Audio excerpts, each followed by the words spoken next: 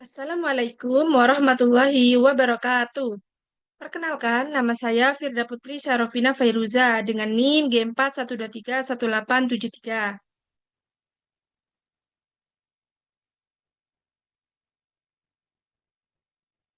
Di sini saya akan membahas tentang sistem dan kebijakan penanggulangan bencana nasional di Indonesia.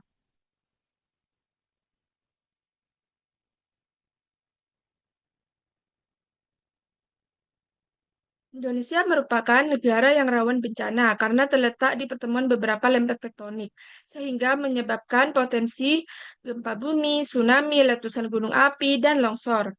Selain itu, Indonesia juga sering menghadapi bencana hidrometeorologis seperti banjir, kekeringan, dan cuaca ekstrim.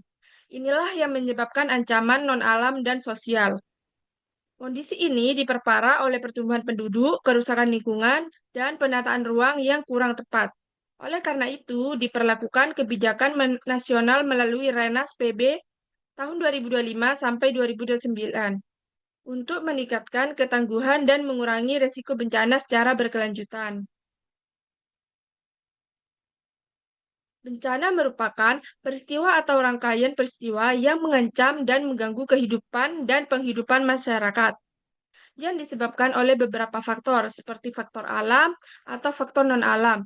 Adapun juga faktor manusia yang mengakibatkan timbulnya korban jiwa manusia, kerusakan lingkungan, kerugian harta benda, dan dampak psikologis. Bencana dibedakan dengan beberapa jenis, seperti bencana alam, non-alam, dan sosial. Penanggulangan bencana merupakan penyelenggaraan penanggulangan bencana yang merupakan upaya untuk meliputi penetapan kebijakan pembangunan yang berisiko timbulnya bencana, kegiatan pencegahan bencana, tanggap darurat, dan rehabilitasi. Dengan beberapa landasan hukum, yaitu Undang-Undang Nomor 24 Tahun 2007 tentang Penanggulangan Bencana, Peraturan Presiden Nomor 87 Tahun 2020 tentang Rencana Induk PB 2020 sampai 2044. Peraturan BNPB Nomor 1 Tahun 2025 atau Renas PB 2025 sampai 2009. BNPB yaitu Badan Nasional Penanggulangan Bencana yang merupakan lembaga pemerintah non-kementerian yang bertugas melaksanakan penanggulangan bencana secara nasional, mulai dari tahap pencegahan, tanggap darurat hingga pemulihan pasca bencana. Adapun peran BNPB, yaitu sebagai koordinator nasional, BNPB bertugas merumuskan kebijakan strategi serta rencana nasional penanggulangan bencana. Juga mengendalikan pelaksanaan penanggulangan bencana mulai dari tahap prabencana, saat tanggap darurat, hingga pasca bencana, termasuk dalam pengambilan keputusan dan pengerahan sumber daya. Lembaga Penanggulangan Bencana. Ada BNPB, yaitu Badan Nasional Penanggulangan Bencana, berperan sebagai koordinator di tingkat nasional, menyusun kebijakan, pendanaan, dan pengawasan. BPBD, Badan Penanggulangan Bencana Daerah, yaitu pelaksanaannya di tingkat provinsi, kabupaten, dan kota, bertugas menjalankan penanggulangan bencana secara lokal. Yang terakhir, TNI atau Polri, kementerian atau lembaga, dan masyarakat, yaitu memberikan dukungan teknis, melakukan evakuasi, menyediakan logistik, pelayanan kesehatan, serta mendukung pemulihan sosial atau ekonomi. Sistem penanggulangan bencana. Undang-Undang Nomor 24 Tahun 2007 tentang penanggulangan bencana dijelaskan bahwa penanggulangan bencana terdiri dari prabencana, saat bencana, pasca bencana.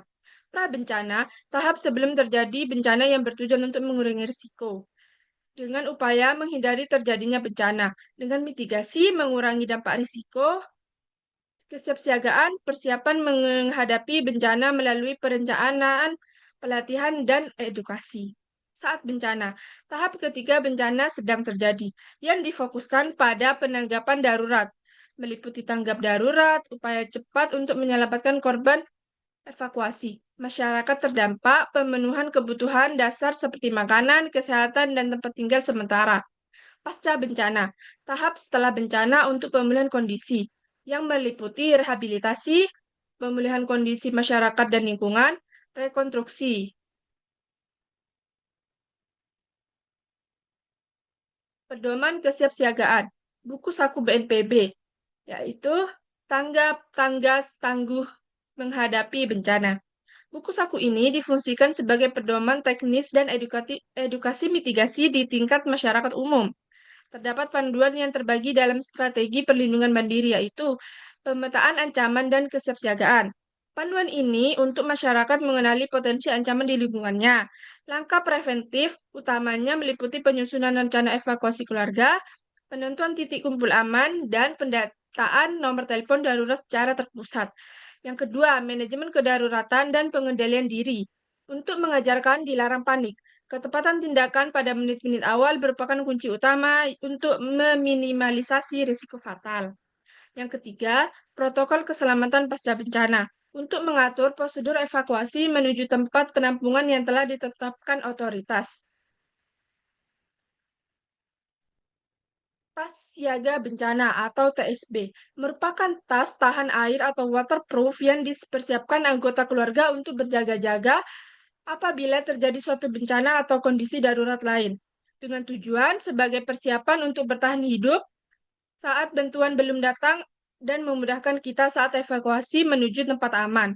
TSB dirancang untuk menjamin kemandirian logistik, kesehatan, dan keamanan selama 3 kali 24 jam.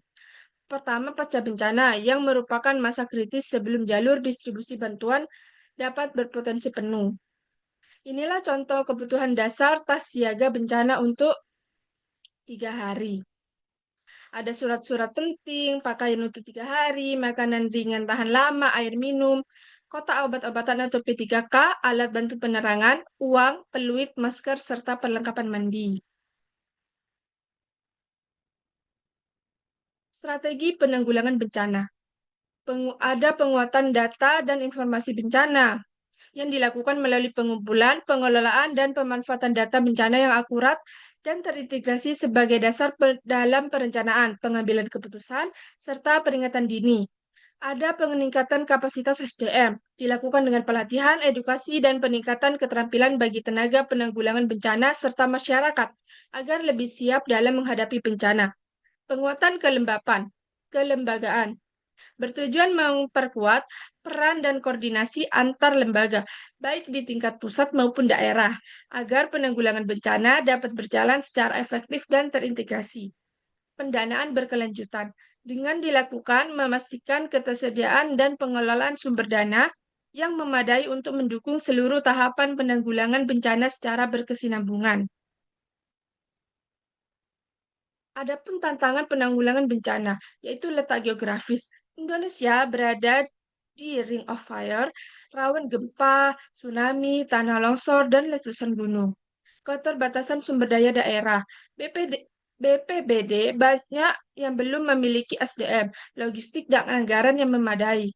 Koordinasi lintas sektor. Sinkronisasi kebijakan dan pelaksanaan di lapangan masih belum optimal. Pendanaan dan bantuan. Dana terbatas, pengelolaan bantuan perlu transparansi. Kesadaran masyarakat, mitigasi masih rendah dalam masyarakat. Masyarakat masih lebih fokus pada penanganan darurat daripada pencegahan. Nah, yang terakhir yaitu kesimpulan. Kes- Penanggulangan bencana di Indonesia merupakan suatu sistem yang terstruktur dan komprehensif yang didukung oleh landasan hukum yang kuat serta prinsip-prinsip koordinasi, respon cepat, dan akuntabilitas. Bencana yang meliputi bencana alam, non-alam, dan sosial memerlukan penanganan terpadu melalui tahapan prabencana, tanggap darurat, dan pasca bencana.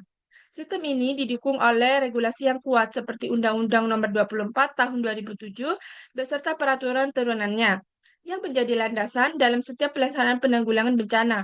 Dengan kebijakan yang tepat dan komunikasi yang efektif, risiko serta dampak bencana dapat diminimalkan, sehingga perlindungan masyarakat meningkat dan proses pemulihan dapat berlangsung secara berkelanjutan.